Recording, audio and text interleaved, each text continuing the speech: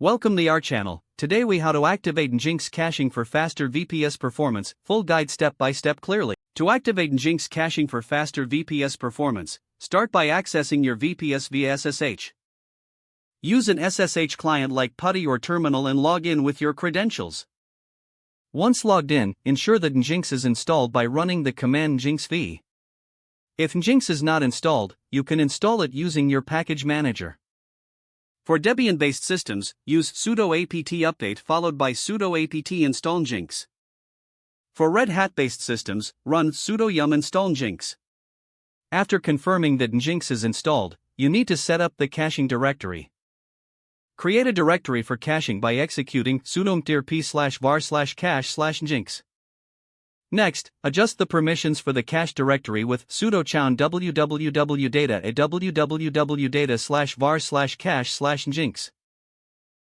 Open your Nginx configuration file, typically located at /etc/nginx/nginx.conf. Use your preferred text editor, such as Nano or 6, by typing sudo nano/etc/nginx/nginx.conf.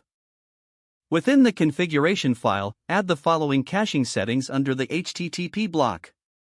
First, define the caching zone using proxy_cache_path/var/cache/nginx levels equals 1:2 keys_zone equals my_cache 10m max_size equals 10g. Next, enable caching for your server block by adding proxy_cache my_cache. You may also want to specify which files to cache using the proxy_cache_key directive, depending on your site's needs. Save and exit the editor. Now, test the Nginx configuration for syntax errors using the command sudo nginxt. If all is well, reload Nginx to apply the changes To verify caching is working correctly, use a tool like curl to check response headers. Run the command curl ihttp://yourdomain.com and look for the header x cache status. If it shows hit, caching is active.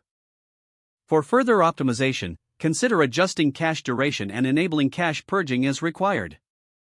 Monitor your server performance to ensure optimal operation after enabling caching. Review your logs regularly to assess caching efficacy and tweak settings if necessary. If the page does not load, refresh the browser or try again in a private or incognito window. Make sure you are using the correct email address, then retype it carefully to avoid small typos. If your password is not accepted, use the reset option and create a new strong password you can remember. Check your spam folder for verification or security emails, then complete any requested confirmation steps. Don't forget to like this video and subscribe to our channel for more step-by-step tech guides.